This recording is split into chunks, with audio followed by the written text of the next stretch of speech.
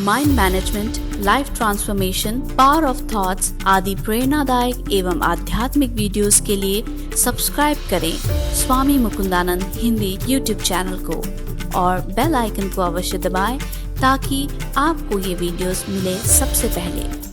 मन को मजा पसंद है। जो श्रेष्ठ कार्य पर हमें ध्यान केंद्रित करना है उसमें बोरियत लगती है, और जो लो वैल्यू गतिविधि है उसमें मजा आता। तो मन कहता रे ये ऑफिस का प्रोजेक्ट रिपोर्ट, इस पर क्या ध्यान दें, हम उस चीज का चिंतन करें तो मजा आएगा। और दूसरी है हमारे मस्तिष्क का नॉवेल्टी बायस। इसका मतलब क्या, जब हम एक चीज से दूसरी चीज की ओर जाते हैं तो मस्तिष्क को एक किक मिलता है, एक छोटा सा मजा आता। अब आप एक कार्य कर रहे हैं, वहां आपके ईमेल की घंटी बजी, अजी साहब एक नया ईमेल आया, मन कहता पढ़ लो ना, उसमें मजा आएगा। तो वो जो मजा पाने की प्रवृत्ति है वो हमारे ध्यान को भंग कर देती है।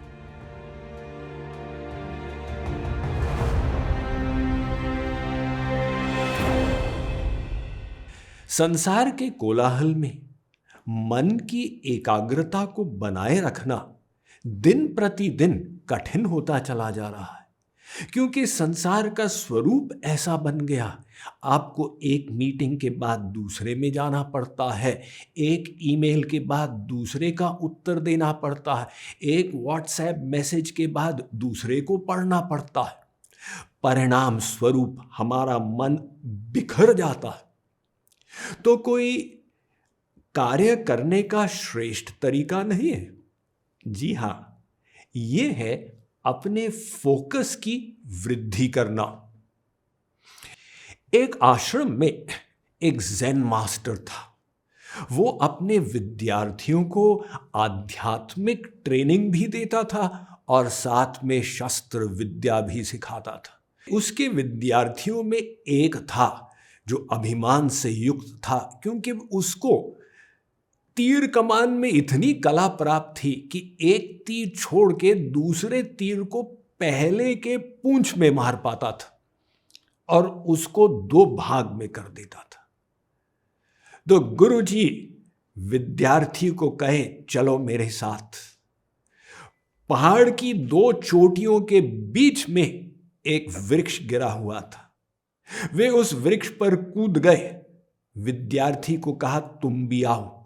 अब बैलेंस बनाते हुए विद्यार्थी आता गया। गुरुजी हाथ में तीर कमान लिए और एक तीर छोड़ के दूसरे को उसकी पूंछ में मार के उसके 2 भाग कर दिए।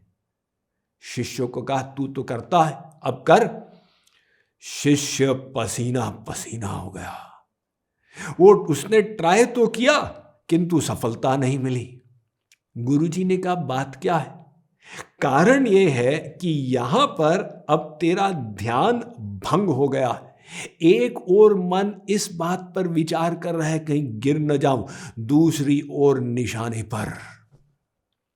तो एकाग्रता का मतलब हम अपने मन को वांछित विषय पर एक्सटेंडेड समय तक रख सकें। हम जिस चीज का ध्यान करते हैं और जिस क्वालिटी का ध्यान करते हैं, इस पर हमारे जीवन की क्वालिटी निर्भर करती है। ध्यान के बारे में तो हमें अर्जुन से ही प्रेरणा लेनी चाहिए। गुरु द्रोणाचार्य ने जब कौरवों पांडवों की परीक्षा ली, सबको लाइन से लगा दिया एवं कहा देखो वो वृक्ष पर एक पक्षी बैठा है, उसकी आंख पर निशाना बांधो। सब ने निशाना बांधा। द्रोणाचार्य ने पूछा भीमसेन क्या दिख रहा है? उसने कहा गुरुदेव वृक्ष, पक्षी और उसकी आंख। युधिष्ठिर तुमको क्या दिख रहा है? युधिष्ठिर ने कहा गुरुदेव पक्षी और उसकी आंख। दुर्योधन क्या देख रहे हो? दुर्योधन ने कहा गुरुदेव वो पक्षी तो दिखता, बीच बीच में भीमसेन भी दिख जाता है। वो द्वेष से भरा हुआ था। अर्जुन तुझे क्या दिख रहा है? अर्जुन ने कहा, गुरुवर आंख आंख आंख। अर्जुन जीत गया, उसका मन इतना एकाग्र था। तो ये एकाग्रता हम क्यों नहीं बना पाते? उसमें दो प्रमुख समस्याएं आती हैं। एक तो हमारे मन की भोग प्रवृत्ति, मन को मजा पसंद है। जो श्रेष्ठ कार्य पर हमें ध्यान केंद्रित करना है उसमें बोरियत लगती है, और जो लो वैल्यू गतिविधि है उसमें मजा आता। तो मन कहता, अरे ये ऑफिस का प्रोजेक्ट रिपोर्ट, इस पर क्या ध्यान दें, हम उस चीज का चिंतन करें तो मजा आएगा। और दूसरी है हमारे मस्तिष्क का नॉवेल्टी बायस। इसका मतलब क्या? जब हम एक चीज से दूसरी चीज की ओर जाते हैं तो मस्तिष्क को एक किक मिलता, एक छोटा सा मजा आता। अब आप एक कार्य कर रहे हैं, वहां आपके ईमेल की घंटी बजी, अजी साहब एक नया ईमेल आया, मन कहता पढ़ लो ना, उसमें मजा आएगा। तो वो जो मजा पाने की प्रवृत्ति है वो हमारे ध्यान को भंग कर देती है। और आजकल के संसार के डिजिटल एज में हम लोग बोरियत को तो भूल ही गए हैं, क्योंकि मजा हमारे हाथ के निकट, वो मोबाइल में, वो कंप्यूटर में, जहां बोर होने लगे एक क्लिक करो और आपको एंटरटेनमेंट मिल जाता है। लेकिन याद रखें, जब आप लो वैल्यू गतिविधि को यस बोलते हैं तो आप हाई वैल्यू गतिविधि को नो बोल रहे हैं, क्योंकि समय तो आपके पास इतना ही है। एक बार स्वामी विवेकानंद एक योगी के साथ परामर्श करते हुए चल रहे थे। सामने नदी आई, योगी के पास सिद्धि थी, उसने अपने पैर नदी के जल पर रखे और चलता गया। कुछ कदम लेकर पीछे मुड़ा और स्वामी जी से कहा, आइए। स्वामी जी ने कहा, नहीं। वहां पर एक नौका खड़ी थी, वे नाविक को 2 पैसे दिए और उसने पार करा दिया। दूसरी ओर जब पहुंचे, योगी ने कहा, आपने क्या साधना की, आप पानी पर चल नहीं पाते? स्वामी जी ने कहा, इस सिद्धि के लिए तुमने कितना समय खर्च किया? योगी ने कहा, 15 वर्ष। स्वामी जी ने कहा, तुमने जो 15 वर्ष लगाए उसी कार्य को मैंने 2 पैसे में कर दिया, नाविक को 2 पैसे देकर, तो उसका लाभ क्या हुआ?